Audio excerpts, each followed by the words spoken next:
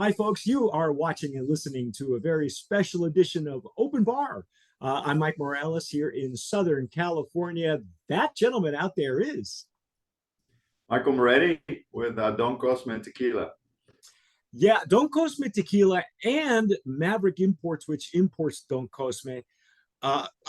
I'm glad that you have some of the Don Cosme available behind you. Yeah. If you folks have not seen the review, myself and Jason did the review. We loved the Blanco and the Reposado. I think Jason has a good cocktail background. He's been bar manager. He was also a former sous chef, so he went bananas with everything. We love the branding and all that. It's just now, if I'm not mistaken, Don Cosme has been around for a while in Mexico, and it was a much different label. How did you even find this hidden gem? Is what I want to know. How did that happen? That's right. I think hidden gem is an understatement. We've have Don Cosme, which has been around since 1907, which is crazy to think. Yeah, But if you think of tequila, I'm sure you're aware a lot of people can grow it in the backyards, or it could be a really big commercial operation. So it was passed down to families, generations, same family. And when the tequila rush happened in the US, family member brought it to Texas. And unfortunately, a little tragic story. He passed with cancer, and oh, the brand sat a little idle for a couple years. yes. And then with my passion on spirits and also tequila, came around it, and we decided to kind of take it to the next level. The profile itself and the formula is just fantastic, right? Given that it's a traditional base. You mentioned the Blanco. I think Yes. that's the beginning of anything above and beyond when you get into the repos and the añejos and the extra añejos and the cristalinos, right? Yeah. Now, uh, how did you happen to again? I know that you have a passion for spirits, but are you from originally the spirits industry, or what was your background prior to? Because you're Maverick Imports is from what I've been seeing. You guys are like a couple of years old. You came on the scene, at least from what I've seen on our radar. Um, and so how did that all gel and come together, and now you have a product that's pretty good, frankly. So the company itself, Maverick, is a couple years old. The tequila has been around for a while. Mm-hmm. I've been a collector of spirits my life, just across different continents, places. It all started when I lived in Scotland for a couple of years, and I learned from splendid whiskey, scotches to single malts, and just that you can really find, like you started the conversation with gems that people might not know, and it developed into wine and then eventually into tequila. So we're fairly new with Maverick, but I've always had the passion for spirits, and tequila has been at the forefront for this for me specifically, and the company too, though. You look fairly young. It's hard to believe that you've had that much experience. So you've lived in other countries. I noticed that there's a slight Yeah. accent, but I can't place it. So Uh, British mother, Venezuelan dad. So I grew up in Latin America, oh, no kidding. Ireland. Venezuela. That's They right. have a wonderful goddess spirit down there that we can't get our hands on. Okay. Kukui Okay. from what I I recently about a year ago wrote a book called Goddess Spirits Around the World, and did a lot of research on that country, and it's so rich in that in that culture, and I'm hoping one day things settle down to where you can import, and I'm Absolutely. sure you have your own sources down Well, there. the rums are traditionally known for Oh being yeah, outstanding and award winning. So they have a really good reputation when it comes to that the rum spirit. Diplomatico is the one that comes to mind right now. Are you folks importing more than just tequila right now, or is it just concentrating on Don Cosme? So we started branching out to mezcal, some wines, and we recently decided to 100% focus on the tequila for the time being. Okay. We developed also a line of ready-to-drink cocktails, which Yeah, we were you and I were talking off camera about the Don Cosme RTD, ready to drink, which we haven't done the review with, folks. So you haven't missed anything, okay? But you know, we only received a couple of them. But explain to me what you were telling me off camera, that this is kind of a step up from regular seltzers. correct. So we've seen a trend in the industry, obviously with seltzers, to the point where you can go to a store and people even get confused. There's so many options out there. And kind of the approach for the seltzer market, it's been low calorie, small quantities, kind of the lacking taste. And we've seen a shift into what they call RTDs, ready to drink cocktails, which are actually made with real liquor and spirits Right. versus a malt whiskey or agave wine based. We understand the business model of doing agave wine and malt whiskeys because it can be sold in grocery stores depending on what states you're available. But we wanted to elevate the experience and make a quality cocktail, and I think we achieved that. We have actually 12 flavors that we've already been developed. Oh wow. We And only then, got a couple of cans. How do we get the yeah, other? How do we get the other ones? we'll get there. We'll get there. And interestingly, we have the force behind the RTD is a very well-renowned mixologist, Mika. She is in Atlanta. She's originally from Japan. So she came up with Okay. all the flavors. The four lunch flavors are your traditional margarita, lime margarita, Right. your paloma, which is grapefruit based, the hibiscus ginger, which is outstanding. It Ooh. resembles a little bit of a Moscow Mule, but using tequila. And then I think the lemon elderflower honey kind of brings a different vibe to the whole mix of four flavors. So, the ones that we've been getting submitted have, you know, like you said, seltzer. They got bubbles. They're effervescent. But this one sounds like it's I know you were telling me off camera that it's probably even best like served on the rocks, which we do when we only have like one sample of each.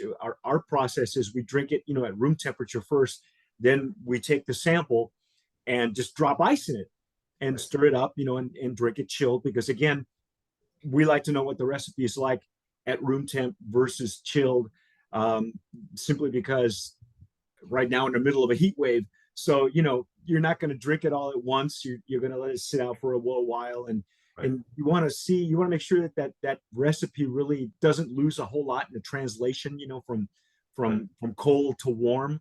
Right. So I was very pleased to hear that this is more like a really good cocktail. So it's going to fall right in line with the way that we do our reviews for them. Yeah, it's supposed to be a true cocktail. It's 11%, so it packs a Oh punch. wow, okay. It's also made with our Blanco tequila, so it's really good quality tequila.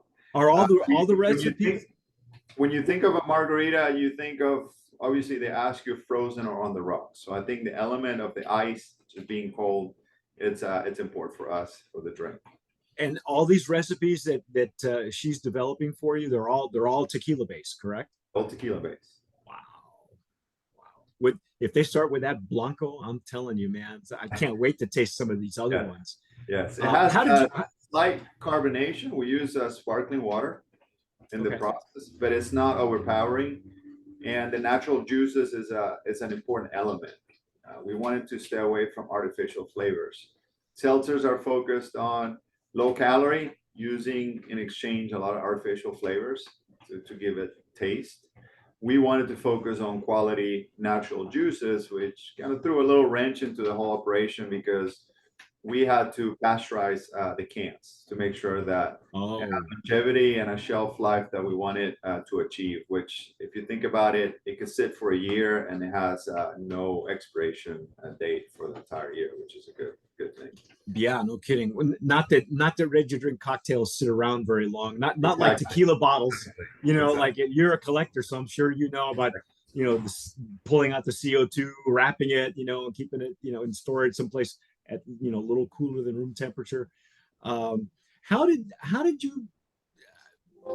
you start Maverick yourself, or did you kind of join them, or how did that all come about? Because You sound like you're well traveled. How did you wind up in Texas, man? Yeah, so Maverick started. It's truly a three-legged table. It's Joe McGinnis, who's one of the smartest marketing people that I've met, and he is actually the force behind the Chihuahua and our logo and our Yeah, marketing effort. I was gonna ask you. We went bananas over the branding. It's so clever. Was he the one that he bring that together, or was he the artist? I don't know. Yeah, he's a partner in the company, and he's also the force behind the creative approach as to using the Chihuahua, showing a little bit of Day of the Dead, Alebrije, and just celebrate Mexican folklore a little bit. So yeah, he's had a lot of positive experiences in the marketing arena, based in Atlanta with large firms, Coca-Cola, and some of the other ones Wow. you mentioned. So he's I remember when we decided to change from the old bottle to the new one, just as soon as I saw that Chihuahua, I just didn't need to look any further. It was like, this is it. We're done. Let's just get it done.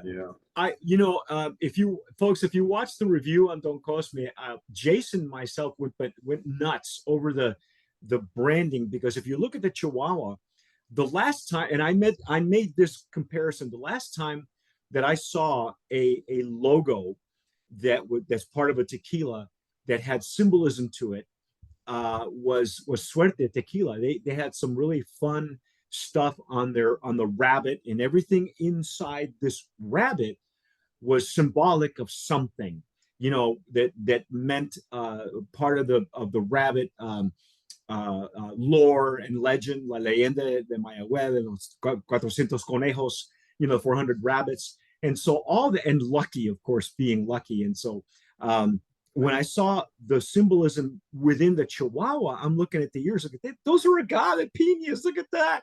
And then Jason noticed that the heart, the insides were all the flavors that you could perceive or detect in the Blanco, because the Chihuahua is different from the Blanco to the Reposado.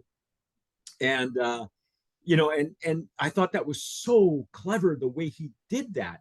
And that's when I saw this and had the Blanco, I thought, I got to talk to somebody there, man, because Yeah. this is really clever marketing, but it's got great juice inside. So it's not just a pretty, and it's basically just a stock bottle, but all the cleverness is really in the logo, and it's all transparent too. Right. I love that on the sides and the back of the bottle, they tell you the distillation process, how long it takes, and very very transparent, which is really unusual in this era of the industry right now. Who was that again? Part of the whole idea to be Yeah, the transparent like idea that? was that first impression. You see the Chihuahua, we call them the flavor dog. The idea is to also be infographic. So we also just wanted to follow it up with the good juice, the great juice, like you mentioned. You don't want to spend all that time just showing your consumer what we are, how pretty we look, and then you get a disappointment at the time where you start sampling the product. So Joe's always said it. We want to lead by design and want to be in the forefront of just the product and just the entire experience. That's and we want to differentiate from the rest. That's another important aspect. We see that you walk through a liquor store and there's hundreds of options out there. So at some point, unless you're doing a tasting, you're gonna actually gravitate towards the information that's on the label, or if you're relatable to the label or the name or kind of what it represents. So that was the third leg was it's Kristen Moretti, who's my wife. So we're Oh, okay. really a family business. Her background is dietetics, so she's a clinical dietitian, Uh-huh. and she's been instrumental into really making sure that we follow the profile, follow the formulas. She was paramount to creating the RTs as well, along with the mixologist. That's what So I was going to ask you. That she probably was a lot of the really insistent to making sure that the ingredients were uh, healthy. Aside because you know some of the malt liquors and stuff like White Claw, really not kind of healthy for you, and tequila in and of itself being probably, to me, in my opinion, one of the healthiest, and if it's done well, slow foods on the market, or cleanest of a lot of the spirits out there. Yes. Um, I would imagine that she was very insistent on the ingredients and flavor profiles. Absolutely, and also the force behind the Chihuahua, which she also leads the effort. We partner with a lot of animal shelters in Right. Georgia and in Texas, and I sometimes come home and there's 8 dogs because we foster through these programs. So kind of the Chihuahua comes to life, and the way we do it in terms of a win-win for everybody and giving back to a community. We match adoption fees every month with different organizations in Texas and Georgia. And that's our way of giving back. So the Chihuahua, the flavor dog comes to life and us giving back to the community in that way. So I'm a little confused, but kind of excited too, because I've always said that Georgia was one of those hotbeds of tequila that's kind of overlooked, in the South. Where is Maverick based? Is it based in Georgia or is it based in Texas? Because I was under the impression it was in Texas. It's based in Texas. We're just currently serving 2 markets right now Okay. where you can find it. We're working with online providers to take it to different states. We're also in negotiations with bigger distributors. We do focus on being a family business. We want to focus on the quality, and we can expand a little more how our tequila is made, what the process was into uh, creating and just maintaining that profile and the recipe to make sure that we continue the legacy, right? And also bring some of the new world that's also needed. I've done multiple tastings, and unfortunately for a lot of people, their first introduction to tequila was probably not the most memorable one. And No. then you have to fight against that, and it's a large amount of people that have that stigma, if you want to call it Oh that. yeah. So we also wanted to bring a little bit of new world. I think our Reposado resembles that, and does a really good job into just bringing those newbies and getting them comfortable with tequila and just breaking that stigma. Any plans for the añejo? The añejo, we have a couple ideas here with Cristalino and extra añejo. The añejo, it's my favorite. I think it really shows a lot of the flavors at the beginning, the middle, at the end, and it kind of goes back to the traditional roots of what I believe tequila should be like, should taste like. Huh, okay. Uh, so you do come from the spirits background. Who did you work for before you guys all decided to come So, together? And so I don't come from a tequila or spirits background. I've just been fortunate enough to be around it, and as a collector of spirits through the years, decided to dig a little deeper, learn about the process. I think there's a misconception out there, especially these days with a lot of the celebrity bourbons and tequilas, right? It's a perception where you think you have somebody famous and then you snap your fingers and tomorrow you have a brand, right? There's a lot more that goes in behind the scenes, as you guys know. oh yeah. Do this for a living, and you guys do a really good job. I really enjoyed the reviews on the tequilas. Oh, It's thank you. I didn't even know anybody was watching. No, it's always nice to hear. We don't. It's interesting because depending on the brand, sometimes we hear back from them and they thank us, and other times, they we do the review, never hear from them again. So, and that's okay. That's all right, because there's always, weirdly enough, there's always another brand right behind, that uh wants to be seen, and so we're more than happy to take more submissions of your RTDs whenever you're ready. for sure we'll make it happen. And I'm not. It was a long road to bring Don Cosme to what it is today, even though it's been around for a long time. Just qualifying the agaves. We age our Reposado and Añejo in Jack Daniel barrels. I know there's several other brands that claim that. We actually go to the distillery in Tennessee and source the different barrels that we really want to use. So you go every step of the way. And I always tell people there's, regardless of the nom, sometimes people get carried away. Well, what's your nom? And I can say it from experience. I've sat down with the Orendines of the world, some of the biggest names in the industry, but they all make really good tequila, middle of the road tequila, and cheap tequila, right? So Yeah. at the end of the day, our profile, our formula, we wanted to match it, and that's how actually, long story short, we came out with the nom that we use right now. Ah, okay. All right. Well, so it sounds like you have like you're very hands-on as a family group, but also I was told once by another brand owner that who's expanding his line and using other gnomes now and using he's coming out with different styles of his brand's tequila.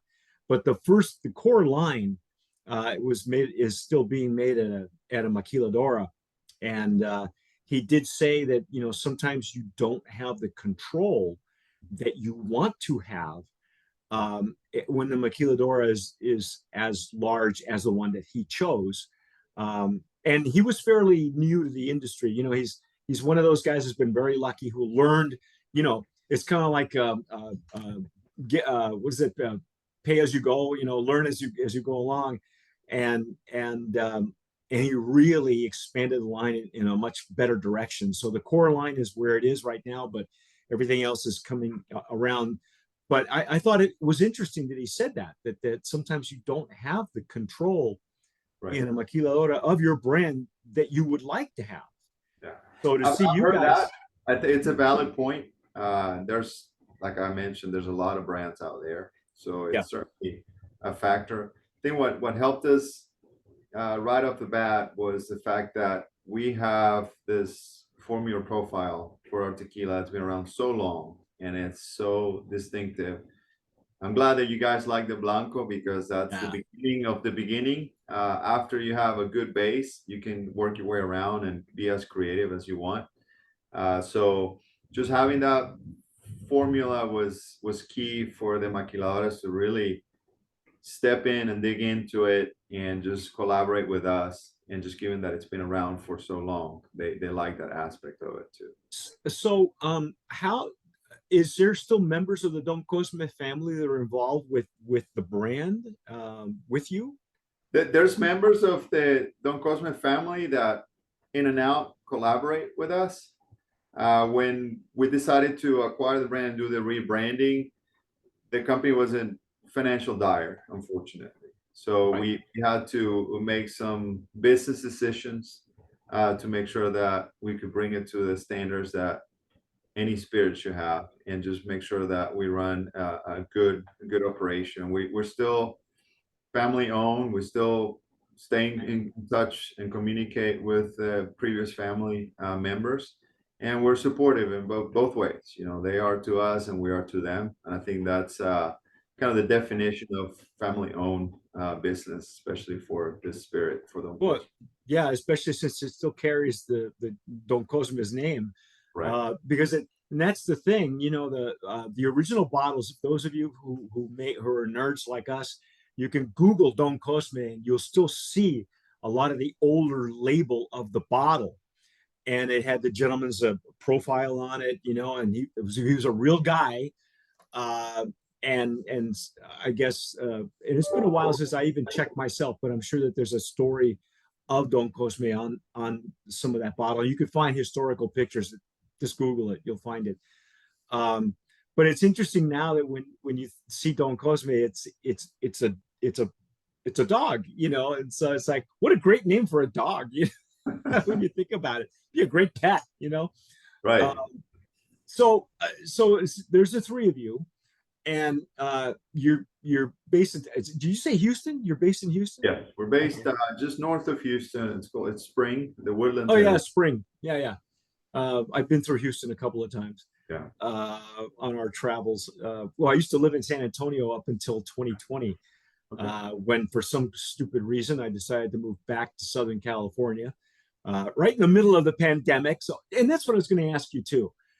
I know that you guys were, a couple of years old, and then the pandemic hit. What has that done to the three-legged, tier of the family business?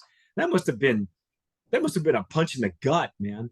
It was, especially as a rebranding effort. We're Don Cosme Tequila, but you will appreciate that when you make any changes or we put any information, the label has to go through a approval process through a CRT in Mexico, and then has to follow a federal and then state level here. So it was a lengthy process, just making sure that we can providing accurate information that will be approved. You probably know the CRT is very strict as what's Oh yeah. disclosed in the label. So typically, what you see in the label is how it's being made and what kind of the aromas and notes that we have. So Mhm. that was a lengthy process. It was a gut punch when COVID hit because we were super excited to go promote it and do events, and that's something that we couldn't do. But I think we rallied together, and I often refer to it as our COVID baby. The RTDs is truly our COVID baby. So rather than just sitting back and feeling sorry for ourselves, that's when we said let's elevate the experience on the seltzers, create a really great quality RTD, and that's when the Don Cosme RTDs came into the equation. Well, that was perfect timing because for us it was really interesting for Tequila Aficionado. Things got busier for us because there are brands that are in that pipeline. You can't stop it. It takes anywhere from 2 to 5 years to bring a brand from conception to the border. And then your real work starts. And so there were still brands rolling out. They couldn't stop that train. And we had more submissions. We came up with the magazine, which we love. We have books and magazines now, so our publishing arm took off. Yeah. And then while we were in the middle of that, I'm starting to see the ready to drink cocktails during the pandemic, and that exploded. And not only were we getting tequilas that were coming online, but then all of a sudden everybody had a ready to drink, and that particular market just, if you saw all the numbers, I'm the same numbers that we've seen, so that exploded. So that your timing on that was perfect. I mean that probably kept the business afloat for a good while. It did. It did. It's still a challenge. There's a lot of choices out there, and I've seen a little bit of a struggle from the package store to really separate the good from the not so good, right? And that's kind of the transition where I see the current state of that market. So it could be there's good days and bad days. That's what I'm trying to say. So this is a challenge. It sounds to me like when I think of the ready to drink segment of the market, that it's becoming, because of the size of the can and because of the size of the servings, it's exploded because now it resembles the wine business. I mean, I'm not much of a wine person, even though I grew up in Southern California. I'm California white zin. That's it for me. I'm just not a wine guy. My folks are from Central America, so whenever we had anything in the house, it was rum. We had Flor de Caña. Right. That was, and prior to it becoming what it is now. So the interesting thing is now I look at RTDs and it's almost like wine, and you have to come up with really interesting names and logos and stuff like, my mind goes back to like Barefoot Wine Company, and they have an interesting story, and all of a sudden you've got these wines with really unusual names. It's almost like you're reading a list off the Kentucky Derby. You got Secretariat, and you got, all these really imaginative names. And I imagined in the RTD, Yeah. because it's such a concentrated category, it exploded to like the wine business now. Like you said, it's very confusing. And I see a lot more of the packaging has to be eye catching. The pricing has to be in a certain sweet spot as well. And you guys are a little bit different because your ABV is higher, so it's more of a cocktail. So you distinguished yourselves from the market instead of like putting bubbles on your, in your tequila and calling it ranch water. You guys went the extra couple of levels and made it something different. So you don't see a lot of canned cocktails. Some of them are called that, um, by design, but they're not necessarily that. Yeah, and the shift, we've seen a shift from seltzers to ready to drink. That terminology RTD is coming to light. You got also the big players, Jameson and some of the other ones bringing ready to drink with actual liquor.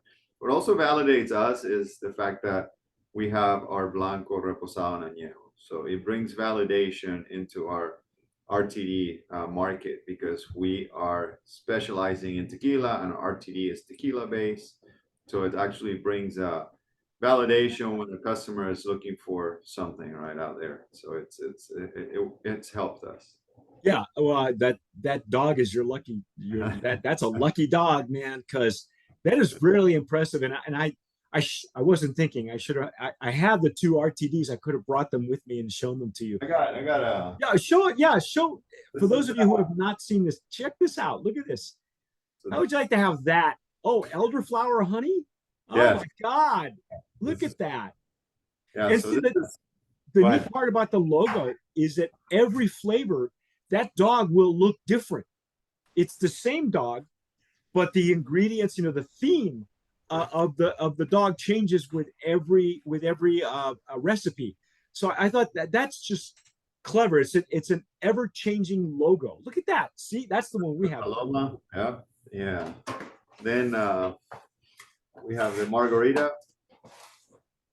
I believe those are the two that we have: the margarita and the And, paloma, which are the two traditional, right, cocktails. and then the hibiscus ginger. Oh my God, I want that dog. Uh, it's a good one. It's a good one. Which was your favorite?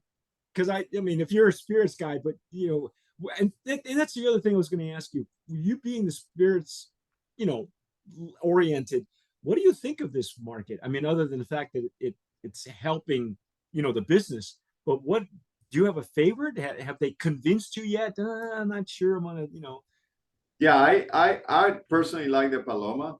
That's Okay, my so you're traditional. so more traditional. If I were to go, we have two traditionals and two call it fancy, more elaborate flavors. I I will do the hibiscus ginger. The hibiscus ginger is also really good. No kidding. I'm dying. Yeah. When Jason sees this video and he sees the review, okay, I'm gonna text him as soon as we're done. I'm gonna say, dude, did you know that there are two more recipes that we didn't Yeah, get? well, we have a Um, total of 12, but these are the four lunch flavors yeah, that we have tamarind peach, we have cranberry pomegranate, which was oh, my favorite too. So oh, we've gone further, trusting that these RTDs are gonna really do well in the market. yeah, that's really penetrating the. I think what I like about some of the more clever ready to drinks is that they are really challenging the market and pushing that envelope. Whereas, instead of the seltzer and we see a lot of ranch waters, a lot of companies that were doing a ranch water. Some are done really well. Some of them are just, meh. Um, and and what I love is the brands that are taking really good care. Maybe they're a couple of bucks more expensive, and that's okay. But or maybe they're organic. There's a couple of them that are organic, for instance. Um, you can tell the difference. You really can if the recipe and the flavors. Some of them fall flat on their face. I'll be honest. A couple of them that we've tasted, even from the core line, They got 4 flavors, and the 3 of them are stellar, and one's a dog. Sorry, one's a dog. But I'm really enjoying the creativity that this category is lending itself to. Uh, I think you guys are onto something, and of course, rolling these flavors out is going to take a little bit, I'm sure, because Right. Right. it's not something you want to flood the market with or anything, and they're probably not even ready yet at that point. Right. Yeah, Um, we're thinking maybe seasonal. We're thinking, I think just using the blanco just in them. It's been really good. I think also the decision of doing the brick oven when we cook the agave, it's been a huge success. I always tell people, and I myself and the part of the team also, Kristen and Joe, do tastings, and then the first thing, it has a really strong nose, but the flavor is it sometimes doesn't correlate to the strong nose, right? And I think the example I give to people that might not be too into how you make tequila is like you make a pizza, you can make it in the microwave or you make it in the wood oven fire, right? you're So there's right. really a huge difference in taste and flavor, right? At the end of the day. Yeah. Oh, absolutely. The more older school you can keep a blanco, the more flavor comes across. Especially if they're allowing their agave to be grown for a certain length of time. Um, there's a lot of challenges going on in the market. I know that they're pushing to overtake vodka in a year or two, and I that worries me. I know the industry wants to see it, and so people are so behind it. But what I'm seeing now is there's an adoption of 2 different styles of tequila, like you said. Some of the more famous growers and older families, they have certain styles of tequila that fit certain price brackets, for potential customers, depending on their recipes and whatever they want to do. And now, the flavor profiles are leaning towards sweeter and sweeter. Are you seeing that yourself? And do you prefer that? Do you like that? Do you like where this is going? I don't. I think that the sweeter is it's it's gone too far to that extreme. Uh, I think we were somewhat worried on the reposado because it just sits over 2 months in the barrel, and that charness and the bourbon barrel, you can really get a lot of the sweetness without any additives. Um, but we understood the chemistry, we understood the process, and along with the formula and the base, I think our base tamed it in a way that is not overpowering. Mhm. I have to say that out of 100 people, if I do a survey and they try the tequilas, probably 80%, 90% will gravitate towards the reposado because people want that smoother finish. But I think, yeah, it's gone too far out of control. I think I don't want to mention other brands, but the Adictivos of the world, some of the other ones can be a little A little overpowering. over the top. We had a few of them this weekend at the tasting, and this is a blind tasting, but having had those before, I mean, we've done. I mean, we've been at it for 23 years. We invented drinking online. We've been doing nothing changed for us. We were still doing it. We were just doing it in a much wider way because it was so many tequilas. Right. But when you've had them enough times, whether you've had them blind or not, you can just pick them out. And yeah, some of them are just way over the top. You can name them too, and once you know that flavor profile, it's never going to change. Well, and for mixing, maybe you can get away with it because, especially here in Texas, you go to a Tex-Mex restaurant and you're not even drinking tequila, right? For the most part, you're Yeah, just drinking some distillate that resembles tequila, right? So yeah. it's more on the mix and the sugars and the flavor, right? So I think, yeah, I think it's something that uh, is changing a little too far on the extreme, but yeah, it's interesting for sure. It's interesting. Yeah, I don't know. We'll see, if the industry actually does overtake vodka. I don't want to see it happen. Yeah. But I don't, nobody pays me for my opinion. So I mean, It's, uh, I think it will happen just based on the fact that just vodka is just plain, right? You can do flavored vodka, but yeah, vodka, but a lot of these, with the way they're processing now using a diffuser, and they're not letting the plant, they're not letting the plant grow to whatever the term maturity means to anybody, right, because there's right, no actual number right, anymore. right. Yeah, um and you're a smart guy. You know what's going on, and there's a lot of these brands are taking shortcuts. Yeah, mm, like you said, it's the difference between a it's a microwave pizza versus an oven baked pizza. It's the same thing. We're calling these microwave tequilas, and they have a celebrity in front of them or behind them, or investors, and a pretty bottle, and we were talking about earlier about how you wanted to have something eye catching on the shelves, and it's the same story I heard from two importers I met over like almost 20 years ago. And he said, one of them said to me, Mike, stand in front of the liquor store aisle and the tequila aisle, close your eyes, open them. Where do your eyes gravitate first? Usually it's the prettiest bottle. right. And he's even more right than he was then. And now they're both out of the business. But it was one of those really smart, and this was like over 20 years ago, before bottles, pretty bottles became a thing.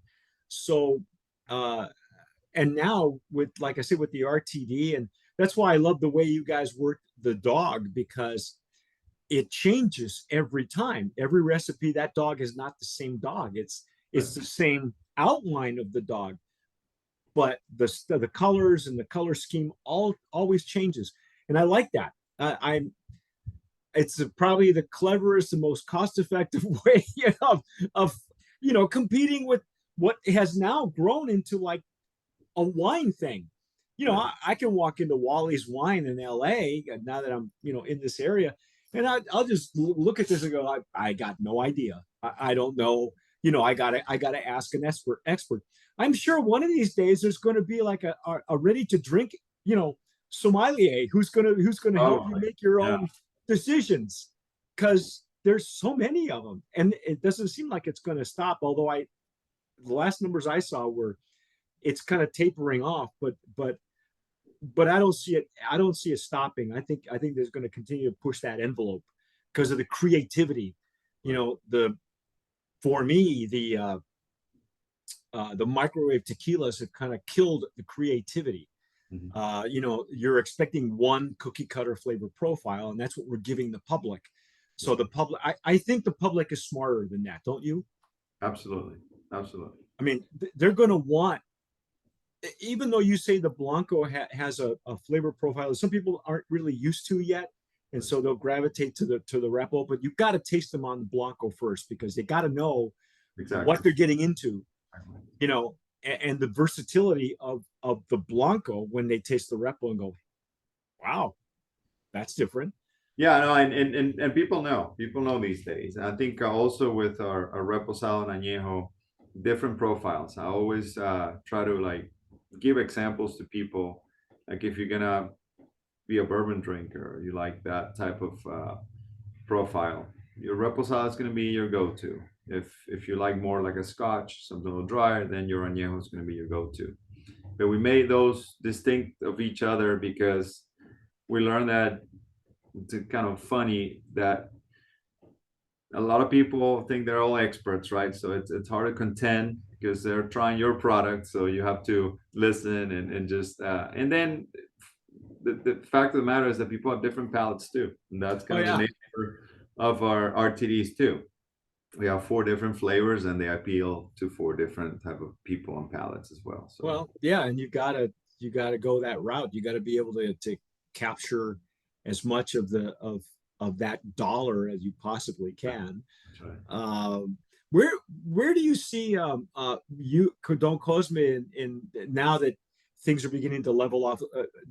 Has the supply chain have those Back challenges to worked? back to the COVID question. Yeah, supply chain's been an issue. I think if I have to single one specific thing, it's been the glass. I think a lot of people have struggled with glass, and that's something that we try and stay ahead of the curve, and we've been blessed with doing so. But it's been challenging. It's been the hardest challenge.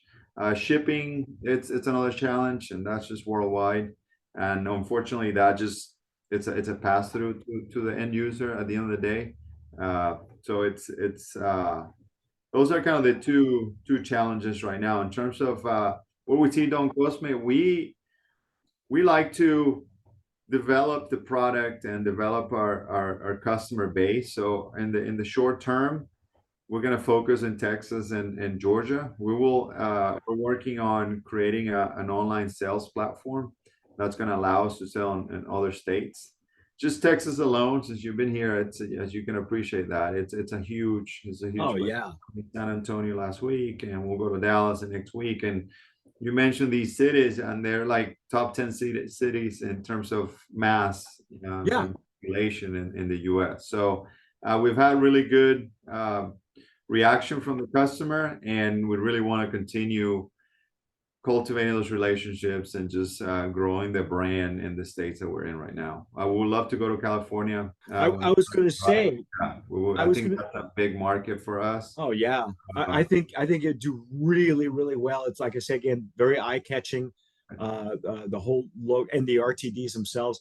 The I I was, and that's where I was headed with the supply chain. I guess that the glass bottle situation kind of also prevents you from expanding into other states. Like I can imagine, especially the South, because they really. I've always said the South is a hotbed for tequila. We've seen a couple of really successful brands really own the southern states, and that in outside of Florida. Florida is a big state as well, but more of a rum state. But still, they're starting to catch on.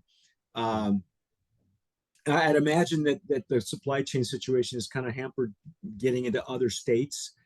it Uh, is it is a concern since we actually haven't gone to other states yet. When focusing on the current states, it hasn't become an issue, but it's something that we're obviously constantly monitoring. And but we identified different states, Florida, California. There's two big states that we want to. At the end of the day, is who's your partner, right? In those states, because right. we're based here in Texas, so obviously Texas comes easy to us. Joe is in Georgia and Atlanta, so it comes easy to us, and we like to be present, and we like to support the brand. Having in-house marketing has really helped us a lot in terms of the on-premise business. Just making sure that you talk to the bars and restaurants and collaborate with them. It's been unique, but every state has its challenges and specifications and requirements. So I think it comes down to finding the right partner. A lot of states are franchise states, so that's something else that you have to consider when Mm. bringing a new brand. So we don't want to slow our growth, but we also want to just take measured steps just to make sure that we if we slip, we're not gonna totally crash and collapse. We'll just get a little bruise here and there and get up and keep walking. Well, you're going to get your bruises whether you like it or not, because you know how this business is. Yeah. It's interesting. I hadn't heard that term franchise state in such a long time, because I have a couple of our tasters, well, actually one now, but two of them at one point were living in control states, which again has their own way of doing business. And some control states are very successful. I keep pointing to New Hampshire, for instance. They're one of the biggest ones. And then there are other ones that are so bad. Ohio, which is where one of my tasters is from. We're every time we get together off camera, he laments about how bad it is to get quality stuff, even entered into their system. Um, and every so often, we're on every platform at Tequila Aficionado, and one of the things that I do, I lurk on Reddit, and every once in a while, somebody from Ohio on Reddit says, "Oh, our laws are terrible," and it's always the same, whether it's on Reddit or Twitter. If they're from Ohio and we're talking tequila, they're going to Sure. tell you how bad the selection is, and so I get it. The franchise state, that's one I hadn't heard in a long time. I didn't know that was still Yeah. kind of an issue. Um, It's something to certainly consider. A lot of people, obviously, it's a business at the end of the day, and you want growth and you want volumes, but there's a lot more that goes into it. Like I think the celebrity brands don't help or don't give any justice to really the hard work and the passion and all the details that go on behind the scenes. We're kind of out there for the instant gratification, and you got a brand, and then every celebrity has a new brand every other month, and people love to follow that. But yeah, it's certainly something to consider, and we're just taking baby steps on that regard. yeah, I was. That's kind of the thing that I'm seeing now. There's like two different camps, and I do a lot of observation. I lurk on all those social platforms, and it's interesting to me that I'm seeing thought leaders and that I consider thought leaders or even mentors of mine who at one point were so anti um, microwaving tequilas, and killing the flavor profiles.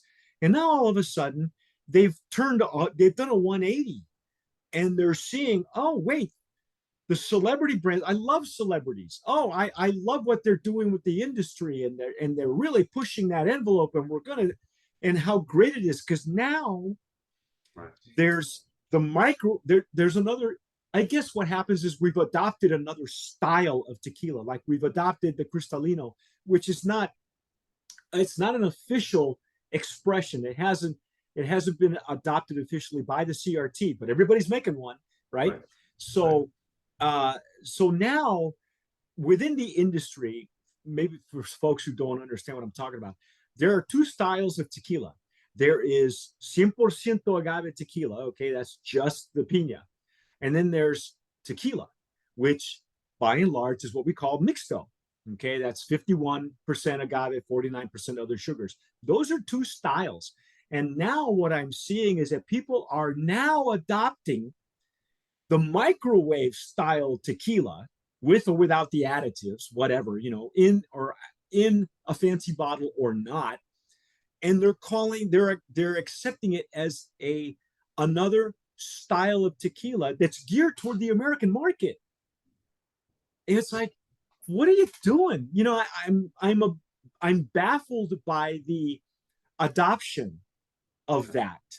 Yeah. And that's what scares me, is because if you have people in Mexico who were at one point thought leaders now adopting it as a true uh, another style of tequila, Yeah. to say you can't overtake vodka at that point, just Yeah. throw in the bulbs, throw in books and whatever, anything made of wood, just toss it in there and see what you can squeeze out. I don't know. It, Yeah. it I don't want to see it happen, but like I say, it's becoming a thing. You were talking earlier about some of the flavor profiles that have gone overboard, but literally those brands are building castle like distilleries, with the money they're making, Right. Yeah. and I still love the underdog. I still love what we call brands of promise, that show promise. You guys are still doing, for instance, you go out and do your own tastings, right? All three of you? Absolutely. Yeah. We constantly, every other weekend, we're out there just promoting the brand. We came back from San Antonio, and I think it goes a long way. I actually see it not only at the customer level when you have the owner or the people behind the brand, but also at the store level or the restaurant level. The fact that you're there and you're able to tell the story and explain how things are made and what takes on behind the scenes, and just appreciate that. Also as a business owner, some of these restaurants and bars, they're just business people, right? They're trying, they make a living doing that. So Right. just sharing those stories and just seeing what goes on behind the scenes, and really be relatable. It's a huge thing for us for sure. Are you seeing that people are gravitating to Don Cosme and to you folks? Are you seeing more and more adoption of the brand and maybe less and less of the challenges of getting it past the lips? Yeah, we are. I don't know how many times now we could be doing a tasting, and then people approach you and just make a comment. Hey, it's really good tequila, or it's amazing. Buy it at my local liquor store, and so we're certainly. I don't want to say smooth sailing because there's always challenges. You talked about the bruises, right? There's always going to be challenges, but we are starting to see a lot of positive feedback on the brand and the name and the product at the tequila level, but also at the RTD level. And we've been really focusing on sponsoring these animal shelters. This is a passion of us as well. So just giving back to the community in that way, it's been huge, coordinating events, doing donations and all that. It's been nice. So there's always has to be an element of giving back to the community in some way or shape or form. So when you go into other states, is that part of the business plan for you guys to find shelters and Yeah, places you can partner with when you go, like to say, when you go into California or Florida? California needs you guys yeah, because we yeah. got more shelters and more sheltered animals Yeah. than you won't have a problem finding, finding a Well, way during to COVID, during COVID, it was great because people were at home and they yeah. felt lonely, and now it's become a real challenge. I'm sure people that are involved with these shelters and they're listening to the podcast or video can relate to that. Now it's becoming harder and harder, or those people that took in pets, they don't want them anymore because life goes back to the same pace and they got to go back to the office. So yeah, we will maintain that plan. I think it's important for us, and it starts with the logo. We got our little flavor dog here. Yeah. Some people confuse it with a cat, so I tell those people, if you think it's a cat, then so be it a You know cat. what? I'm a cat guy, and I'd be more than happy to. That there's a very famous uh, picture of the. In fact, the first time I saw a Dia de los Muertos animal, it was the cat, not the dog. So Right. and here, we got Dia de los Muertos, Mexican Independence Day coming up. I think I think you guys are going to do real well. With that. Uh, it's perfect timing for you guys for OND for October, November, December. Right. Right. Um, Before I let you go, let me ask you, where do you see Don Cosme and Maverick in the next 5 years? God willing, we've beat this COVID thing, we beat it down. Where do you see it now? I mean, where do you see it in 5 years? What's the trajectory that you see? So in 5 years, hopefully in California, that's Yeah, a, you better get out it to has to be maybe California. before 5. But yeah, we want to go national, international. I think Canada, it's in our radar too. Oh yeah, I think it brings its challenges too, but I think Canada is a good market for us, and we're looking into it. But we want to also just grow the brand because, like I mentioned, we have 12 flavors of the RTDs. We would love to launch all 12, oh, make it wow, seasonal, and just make sure it gets out there. Also, we're working with a couple extra añejo concepts here with our tequila, which is interesting. So we're excited about that. Just expanding the line with keeping the same principles and keeping the same methods, which is important. So that's kind of the goal. Just go nationwide and just for people to truly enjoy good tequila, enjoy having a pretty bottle, but also enjoy the juice in it, right? At the yeah, end of the day, that's what's most important. And I knew early on, which was a good sign, that when I sat down with multiple people and did tastings, that most people said they liked it than not. So for us was a good indication. sure. And just yeah, that's probably, you can be a connoisseur or not, but at the end of the day, you know what tastes good and what doesn't, right? And sometimes you apply a little bit of common sense, and that usually comes through. So that's a plan. Yeah, that's we want to keep it family owned. That's kind of our expectation. We put our heart and souls into the company, and we want to continue to do that. and just see it grow and continue to enjoy with people responsibly, obviously. Yeah, of course. Yeah, that it's interesting though. What were you doing before this? That's what I'd like to know. Yeah. So What? before I've you mentioned Central America. I have businesses in Costa Rica. I spent a lot of time Oh, in. no kidding. Okay. So I've incurred also in some energy projects in the past, but another project that kind of resembles the tequila is it's based in Costa Rica. I have a sport fishing operation and a boat tour operation in Costa Rica. So It is great for those of you who aren't familiar with Costa Rica or Nicaragua. That there's some one that great fishing, great it's surfing, obviously. I did an extensive tour of Costa Rica a few years back. But yeah, so are there plans to take it to Latin America to take Don there Cosme are, out that way? and that's kind of what I was getting into in terms of similarities. We work with a lot of resorts and hotels in Costa Rica and the Pacific Coast. Oh, no So kidding. having that relationship with those places, yeah, I can sell you a boat tour, but also here's our tequila. Also, kind of the concept of the cans. It's been really big for pools and country clubs, Yeah.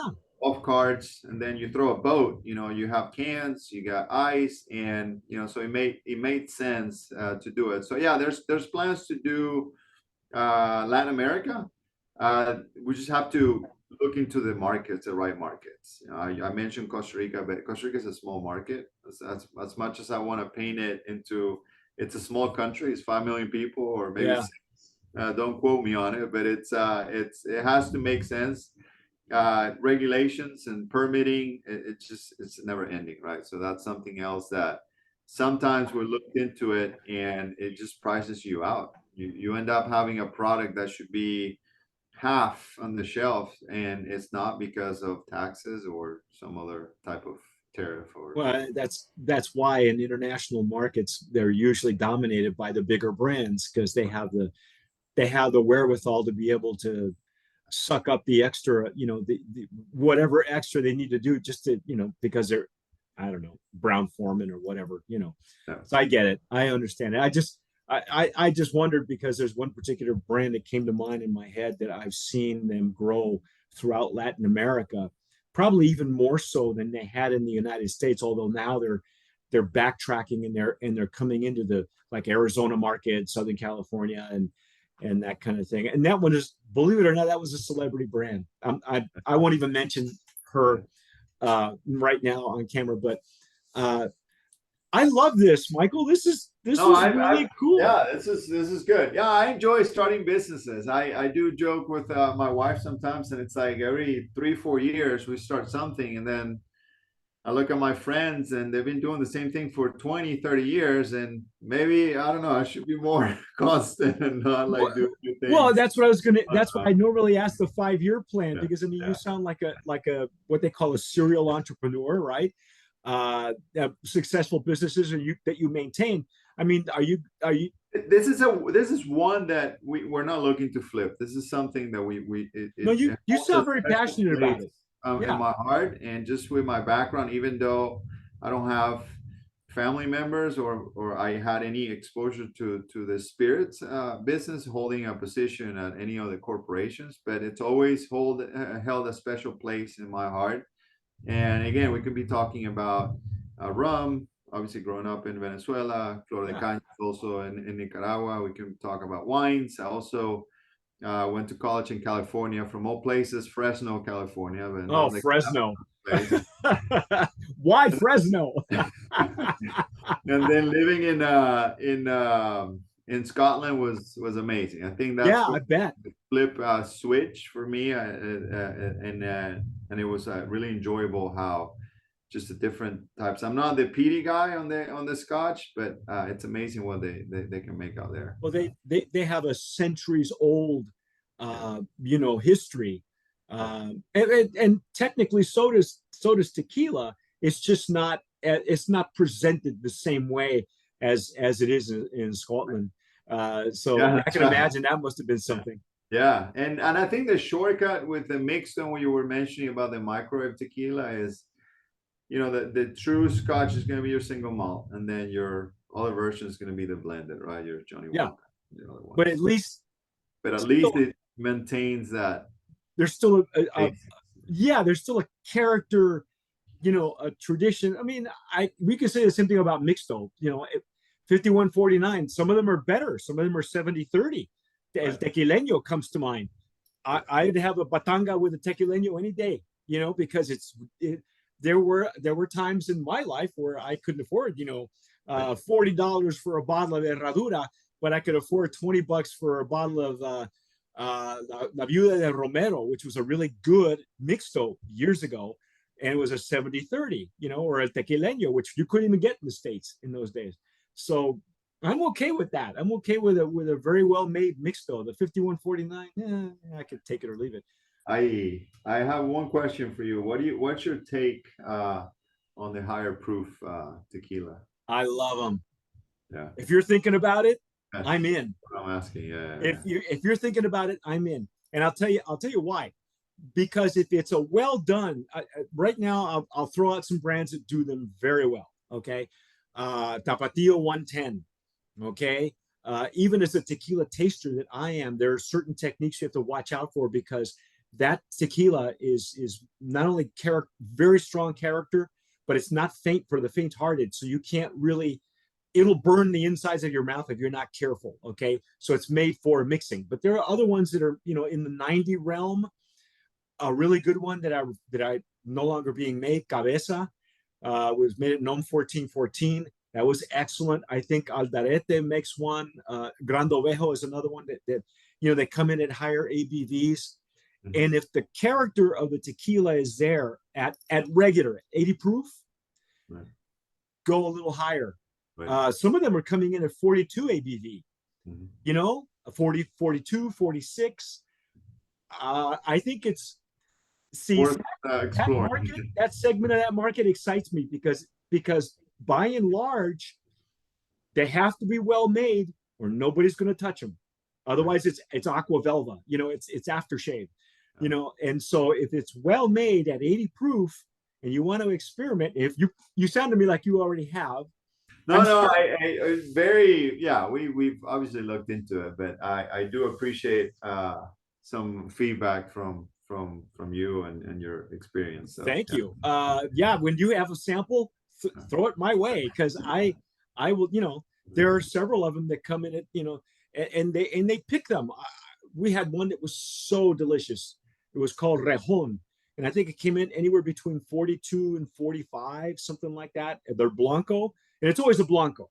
Right. I will say that there are some barrel strength as well that you can develop a taste for. I think Dulce Vida came in with a 5-year extra añejo barrel strength that's also not for the faint-hearted, Mhm. but so well done. I still have a sealed bottle in my storage unit here, Right. and because now the company that owns Dulce Vida has diluted the brand. They would tell you they've extended the brand, but I Right. say they diluted it, and so I don't think it's even possible to get that particular iteration. So when you talk about high proof, if you're talking about blancos, I think it's a good way to get into that market, but also barrel strength. Right. And you coming from the Scotch and the rum part of it, I think you know what I'm talking about as far as barrel strength. And if it's done well, the characteristics, and of course they sometimes you get a higher price for them too. Right. And that's what bourbon, I think, is taking Oh yeah, that strength. Yeah. So I it's had one of the they snuck in a flight of bourbons to us because we were only going to taste agave spirits for the San Diego event that we were at, and I have really no experience with bourbons or whiskeys other than what residue I get in tequilas. So one of the guys on my panel was one of our tasters. He was a guy from Ohio, so Ohio is all bourbon country, right? So I yeah. said, look, his name is Jim. I go, Jim, I have no bar for this. You're taking the lead on this flight. And so he started walking us through it. And the third sample, again, these were blind. The third sample was horrendous. It was hot, like cinnamon hot, no flavor at all. It was like, what is this? And he had a really great descriptor. He goes, "This is like taking a face plant into a lumber yard." So so yes, you can go overproof, but Right. there's a fine line, and you can really mess it up, because I'm thinking that in that flight, that was the only overproof of the flight, and it was horrendous. It was poorly done. And and I so again, I learned something that day, that I hadn't acquired yet.